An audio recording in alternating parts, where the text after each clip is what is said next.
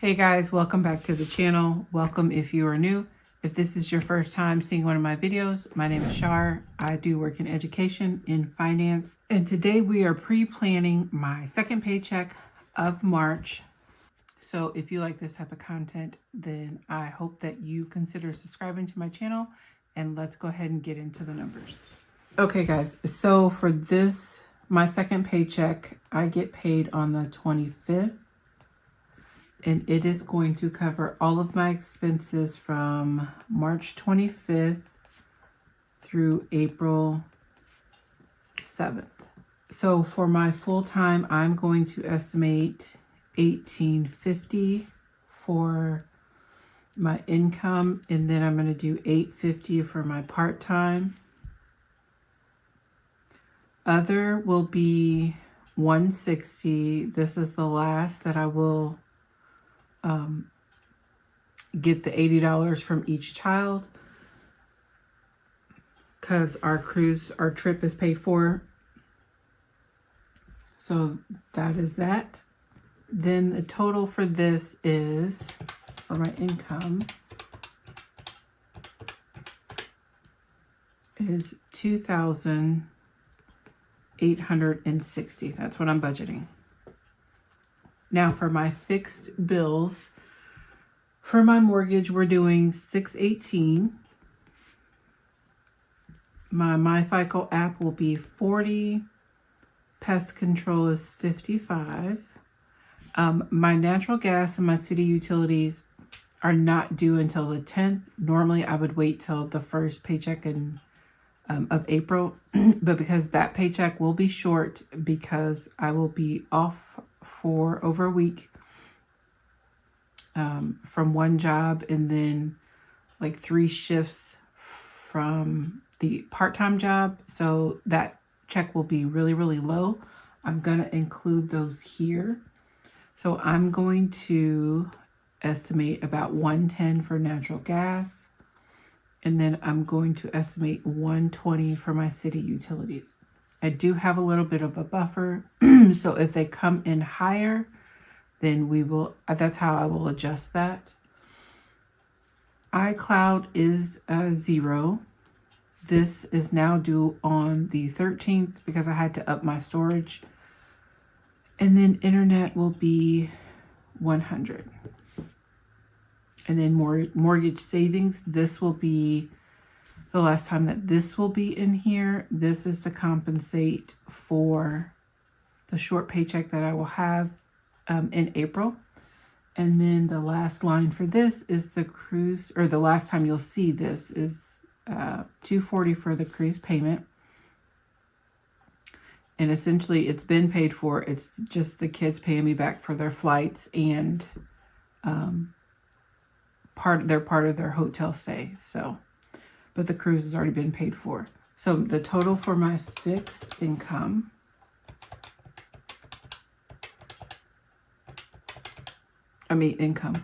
fixed bills is $1,371. And then I'm going to subtract that from my income of $2,860. So that gives me $1,489 to work with my other categories. So my next one is variable. And I am going to budget, I'm going to do $200 for my Discover credit card. And then we'll see where that gets me. If I have a little extra left, then I'll tack it on down here. Student loans is due on the 20th of each month. And I paid my first one repayment this month. So I'm going to split this in half. So I'm going to do $133. And then I'll take $133 out of the paycheck on April 8th. And then I'll have the amount that I need to make my payment.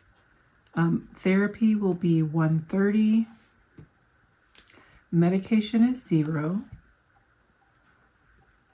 Groceries will be $180.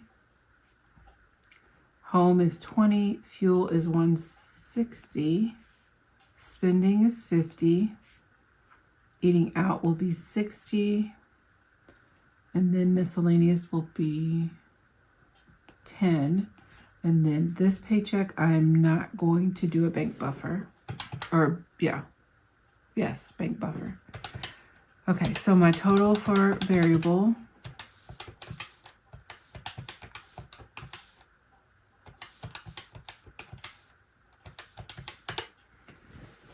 will be $943. I'm going to subtract that from the remaining of $1,489. So we have $546. Okay. So down here in my savings and debt plan, I always do 75 to home maintenance and 10 to ally. So let's see what we're doing. So if I subtract 75 and I subtract 10, okay, so we're left with 461. I always try and do 450 to my sinking funds. This helps me split it between 2 weeks. And then this will also eventually start including my 6-month premium for my car insurance. And it does cover like my annual bills as well. So if I take 450 from there, that gives me $11 extra. So I'm going to put it right there with the extra debt. So this section should total 546. And we have 546. Perfect. Okay. So that is my plan for my money.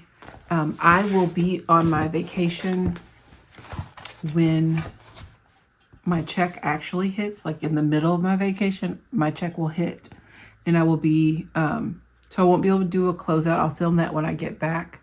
But for the most part, all of my bills are, all of my bills are automatically taken out except for student loans. Everything else is automatically taken out. So I won't have to worry about that because the money will be in the account and they will just come out and then I'll deal with the aftermath later. Okay. So that is where we stand. I do want to, since this is quite short, I need to take I need to unstuff from my wallet. So I do have my wallet up here. Let's take my dividers out real quick. Okay, so for groceries, we are doing 25, but I paid that in cash, so that one's already done. Spending, I don't have anything, so we're going to put that over there. Eating out, what do I have? We have 2, so that's 12 plus 14, so that's 26.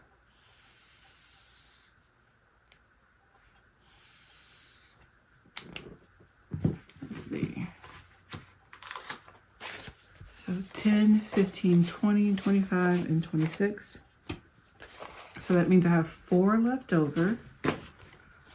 And then fuel, this is purple. So we have 24. I have 6.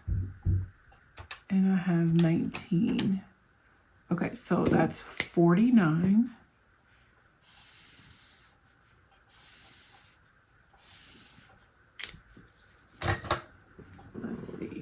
All right, so gas, we have 20, 40, 45, 46, 47, 48, and 49. All right, so I'm gonna put those to the side. So my leftover is 20, 30, and 31. And then, of course, I still have my $10 for household. And then I should have 65. So 20, 30, 40, 50, 55, 60, 61, 2, 3, 4, and 5 in groceries. And then I still have my 5 in miscellaneous. So I will tell you what I'm going to do with this leftover money when I do my cash planning and cash stuffing. I'm going to put both of those two videos together because I just don't have the time, and I'm trying to get these done and edited and uploaded before I fly out. So that is the thing. But going back to pay my credit card, I have 20, 40, 50, 55, 60, 65, 70, 71, 2, 3, 4, and 75. So $75 is what I spent during the week, which is actually pretty good. So we're all good. We're all set. So I will see you guys when it is time to do my cash planning and cash stuffing. And until then, I hope you guys have a wonderful day, and consider subscribing if you are not. I'd love to have you. Bye.